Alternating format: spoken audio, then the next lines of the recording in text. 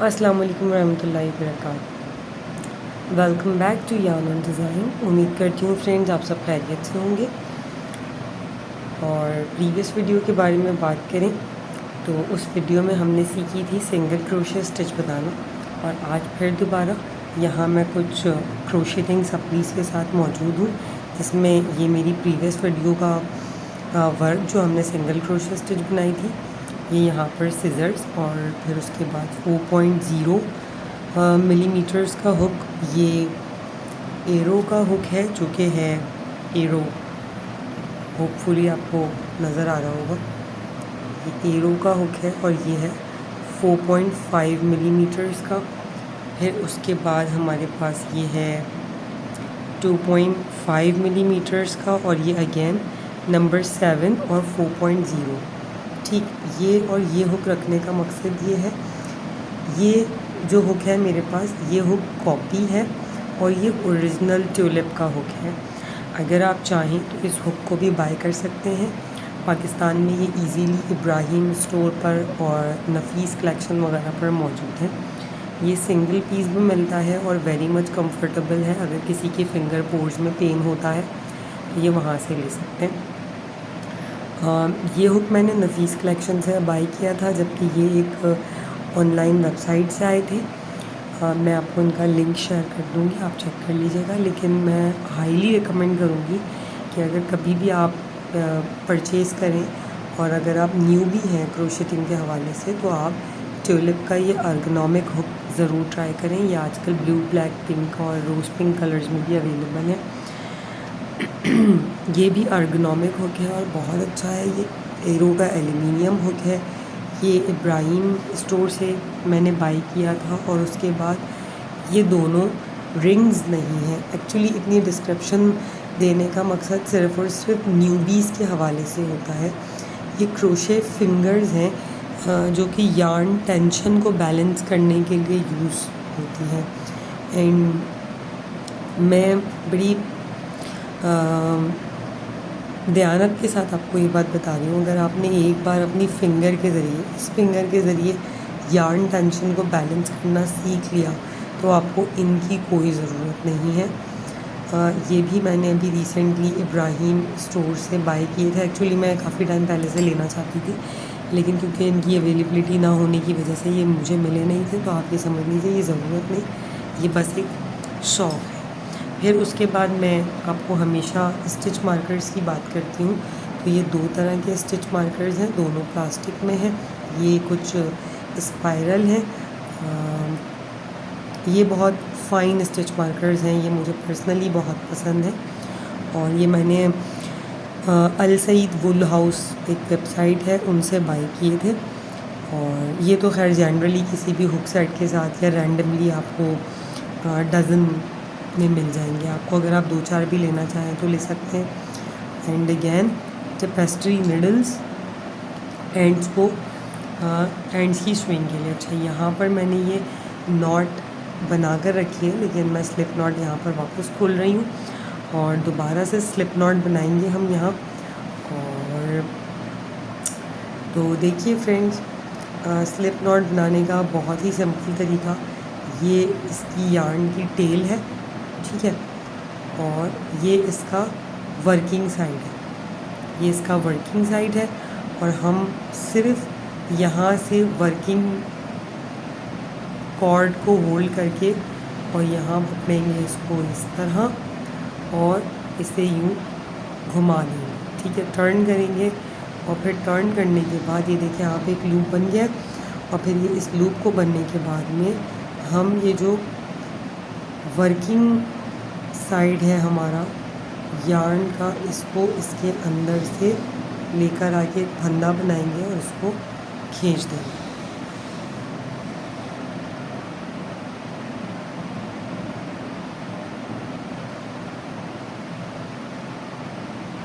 ठीक है, ये देख रहे हैं आप, ये यहाँ पर स्लिप नॉट फॉर्म हो गई। ठीक फ्रेंड्स, अच्छा, ये जो वैरायटी ऑफ हुक्स हैं या डिफरेंट नंबर ऑफ हुक्स हैं, जिसमें से अभी हम इस वक्त इसको हटा देते हैं। वर्किंग में ये हुक भी बहुत अच्छा है, being a copy of some many original one, ये कॉपी ही है और ये बहुत अच्छी है कॉपी। मैं इसलिए कह रही हूँ, हो सकता है कुछ लोग क्लेम करें कि ये कॉपी नहीं है, ये ओरिजिनल है। तो ये जो हुक है ये अंदर जो है सिर्फ इतना ही मौजूद है, इतना हाफ है, मेरे कहने का मतलब ये है। और ये मेरा जो एक हुक है ये टूट चुका है बीच में से, तो इसलिए मुझे ये कॉपी ही लगता है। मुझे ये हुक बहुत पसंद आते हैं, देख रहे होंगे आपको शायद अगर क्लियरली विजिबल हो तो इस छोटे से होल में से ये जो इसका एल्यूमिनियम वाला पार्ट है ये पूरा एंड तक मौजूद है, इसीलिए इनकी ग्रिप बहुत अच्छी है। और एक बार मैंने इसको तजुर्बा किया था किसी और हुक पे, तो ये पूरा हुक स्ट्रेट बाहर आ गया था। ये इसकी बात नहीं कर रही, किसी और हुक की बात कर रही हूँ। तो फिर जो है हम शुरू करते हैं आज अपने ट्यूलिप के हुक से, ट्यूलिप 4.0 से। और प्रोसीजर वही रहेगा जैसे फाउंडेशन चेन बनती है, फाउंडेशन चेन एक ही तरह से बनती है। Yarn over, pull through, yarn over, pull through, yarn over, pull through, yarn over, pull through, yarn over, pull through. अच्छा, हुक होल्डिंग के भी दो तरीके होते हैं, ये मुझे पैन होल्डिंग ज़्यादा बेहतर लगती है और कुछ इस तरह भी पकड़ते हैं नाइफ़ की तरह, वो मुझे बहुत ज़्यादा कन्वीनियंट नहीं लगता, तो मैं इस वजह से इसी तरह प्रेफर करती हूँ उसको। Yarn over, pull through, yarn over, pull through, yarn over, pull through, yarn over, pull through, yarn over, pull through, yarn over, pull through, yarn over, pull through, yarn over, pull through, yarn over, pull through, yarn over, pull through the loop, I mean yarn over, pull through। ठीक है, अब हम यहाँ पर count कर लेंगे 1 2 3 4 5 6 7 8 9 10 11 12 13 14 15 16 17 18 और ये 19 और जनाब 20। लास्ट टाइम मैंने आपको काउंटर के अंदर, स्टिच काउंटर के अंदर स्टिचेस कैलकुलेट करना बताए थे और होपफुली आपने प्रैक्टिस की होगी या आप एटलीस्ट सोच तो चुके होंगे कि हमें करना है या नहीं करना। अच्छा, यहाँ पर मैं आपको एक चीज़ क्लियर कर दूँ इसी पॉइंट पे। ये देखें, जब आप वर्किंग में आएंगे ना तो ये आपको वर्किंग लूप ये होता है और ये एक बैक बम्प भी होता है इस स्टिच के अंदर भी। यहाँ बिल्कुल इसकी बैक साइड पे इस बम्प में भी स्टिचेस बनती हैं, वो भी हम किसी वीडियो में इंशाल्लाह किसी लेसन में सीखेंगे। और ये हो गए जनाब 21 स्टिचेस। अच्छा, सबसे पहले फिर हम एक रिकैप करेंगे और हम बनाएंगे सिंगल क्रोशे स्टिच जो हमने लास्ट वीडियो में बनाई थी। इसके the first chain from the foundation chain, ये हमारा वर्किंग लूप है, ये हमारी फर्स्ट चेन है, हम इसको स्किप करेंगे और ये बनाएंगे हम अपना लूप के अंदर हुक इंसर्ट करने के बाद पहला सिंगल क्रोशे स्टिच। ठीक है, फिर दोबारा इंसर्ट और फिर pull through both of the two loops. ये हमारे हो गए 3 जो है लूप्स, सॉरी स्टिचेस। अच्छा, यहाँ पे मैं मार्किंग के लिए आपको बताना चाह रही हूँ कि मार्किंग किस तरह होती है। देखिए, ये फ्रंट और बैक लूप होता है, ये फ्रंट और ये बैक लूप। ठीक है, होपफुली आपको क्लियर नज़र आ रहा होगा। मैं दोबारा आपको दिखा देती हूँ। ये हमारा ये वाला जो है ये वर्किंग लूप है, ये हमारा फ्रंट लूप और ये बैक लूप। मैं यहीं पे आपको इसलिए क्लियर कर रही हूँ कि ये बाद में फिर बहुत प्रॉब्लम होती है। अक्सर पैटर्न्स के अंदर BLO या FLO लिखा होता है, तो उसका मतलब होता है बैक लूप ओनली या फिर फ्रंट लूप ओनली। तो आपको काफ़ी सारी चीज़ें यहाँ पर क्लियर हो जाएंगी। और ये भी मैं एक बात आपको यहाँ पर क्लियर कर दूँ, ये जो स्लिप नॉट बनाने का तरीका है ये भी ये मेरा खुद का तरीका है, ये कॉपीड नहीं है कहीं से और मुझे यही मेथड इजी लगता है। इसी तरह इस वजह से मैं इसी को फॉलो करती हूँ। इसी तरह मेरा मैजिक सर्कल बनाने का भी जो मेथड है वो मेरा अपना ही मेथड है, आगे शेयर करूँगी इंशाल्लाह इन स्टिचेस के बाद। अच्छा, अब आप यहाँ पर काउंट करें। देखें, फर्स्ट 1 2 3 4 5 6 7 स्टिचेस हो गई। ठीक है, और एक ये लास्ट में जो हमने टर्न किया था यहाँ एक को ड्रॉप करके, ये भी हमारी एक स्टिच है।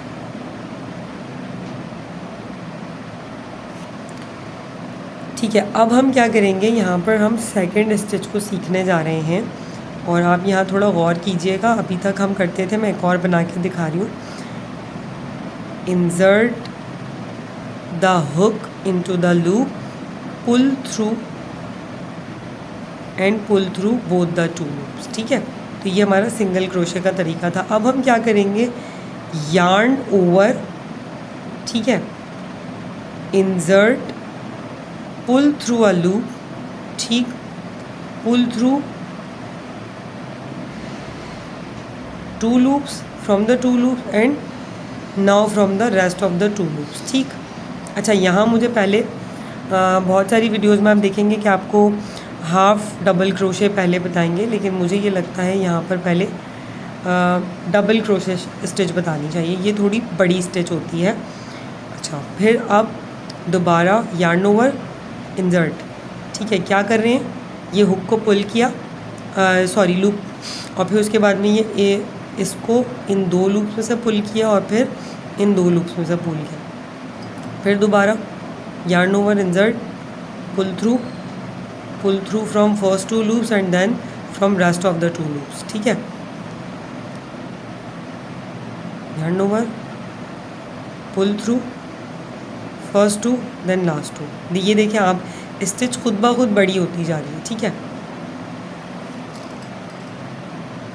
अब दोबारा ध्यान से देखिएगा, yarn over, insert, pull up a loop, pull through first two then last two, yarn over, insert, pull up a loop, pull through first two then last two. Right, clear हो गया। ये यहाँ पर थी डबल क्रोशे स्टिच। नाउ हम सीखेंगे half double crochet stitch, यानी कि HDC। Okay, yarn over, insert, pull through and pull through from both of the three of the loop, sorry, yarn over, insert, pull up a loop. अब ये हमारे पास देखें 3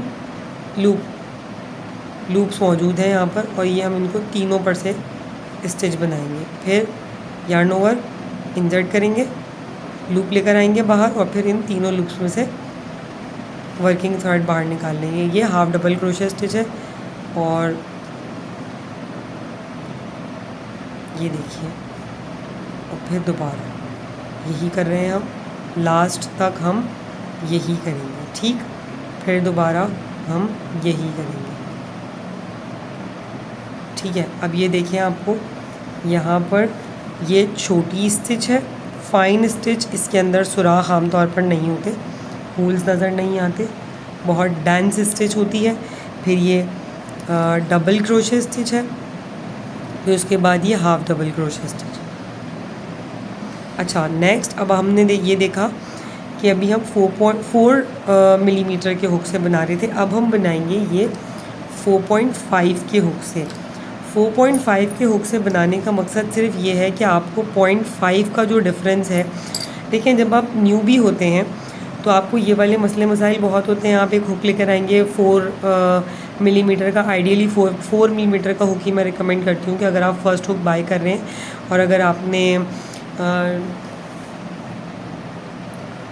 किसी भी किस्म की कोई भी चीज़ बनानी है, आप भले सॉक्स बनाएं, स्वेटर बनाएं, आप कैप बनाएं, यानी कि टोपी बनाएं, वुली कैप बनाएं, तो उसके लिए convenient hook size, ideal hook size 4 और 4.5 मिलीमीटर हुक है। लेकिन अब आप ये देखिएगा कि कितना फ़र्क पड़ेगा 4.5 से। ठीक है, 1 2 3 4 5 6 7 8 9 एंड इन दी एंड 10, और फिर ये एक हमारी ऑड में जाएगी 11, क्योंकि हम यहाँ पे जब टर्न, अच्छा अब क्या है, ये हमारी टर्निंग चेन भी कह सकते हैं आप इसको। फर्स्ट ये हमारा वर्किंग लूप है, इसको हमने यहाँ पर ड्रॉप कर दिया फर्स्ट स्टिच को, और ये हम ये वाले लूप में, ऊपर वाले में, यानी कि इस ऊपर वाले लूप के अंदर हम यहाँ पर इंसर्ट कर रहे हैं अपने हुक को, पुल अप अ लूप, ये पहला लूप आया, सिंगल क्रोशे स्टिच। ठीक है, एक first single crochet stitch, second,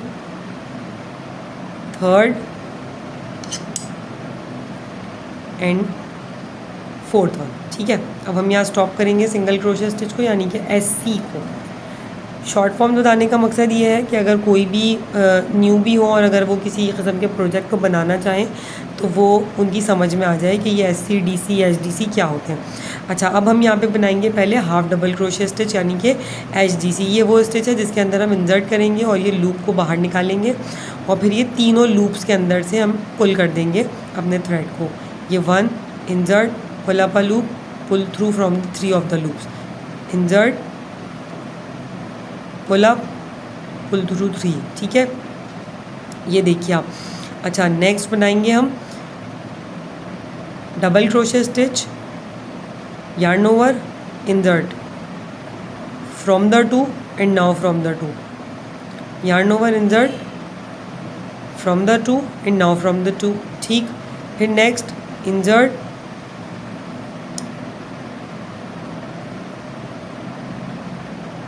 from the 2 and from the 2। अब आप खुद देखें, आप चेक करें। मैं आपकी कन्वीनियंट के लिए एक और डिज़ाइन बना देती हूँ, कितना डिफरेंस है इसके अंदर। एक और बार यही काम कर लेंगे हम। ठीक है, थोड़ी मोस्ट प्रोबेबली वीडियो थोड़ी सी लॉन्ग हो सकती है, लेंदी हो जाएगी, लेकिन आपको रेक्टिफाई हो जाएगा कि क्या मैं आपसे समझाना चाह रही हूँ, कि आपको प्रॉब्लम नहीं आएगी। आपको 6-6, 8-8, 10-10 हुक्स ख़रीदने की इनिशियल में बिल्कुल कोई ज़रूरत नहीं है। एक हुक ख़रीदें, प्रैक्टिस करें और वही एक हुक बहुत कारआमद होता है। और जो पहला पसंद आ जाता है ना, उसके बाद दूसरा कोई पसंद नहीं आता है, क्योंकि वो हम उसके साथ में फेमिलियर हो जाते हैं। इसके बाद मेरी नेक्स्ट वीडियो में इंशाल्लाह मैं एक हुक सेट का रिव्यू भी करूँगी। वो मैंने ख़ुद ही ऑर्डर किया था।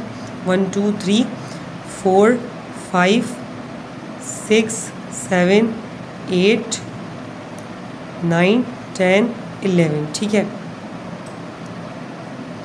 फिर दोबारा turn, dropping the first chain, now insert into the first, single crochet, SC, second SC, now the third one and the fourth.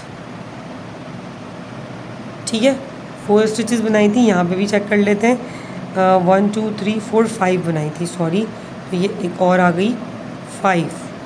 ठीक, अब आप यहीं पर ही चेक कर लीजिए कि क्या डिफरेंस आ रहा है। ठीक है, यहीं क्लियर हो जाएगा आपको। कोई इतना बहुत नोटेबल डिफरेंस नहीं होता, बहुत ही माइनर सा नेग्लिजिबल डिफरेंस होता है। 0.5 आप खुद सोच लीजिए कि क्या डिफरेंस आएगा। फिर दोबारा हम बनाएंगे हाफ डबल क्रोशे,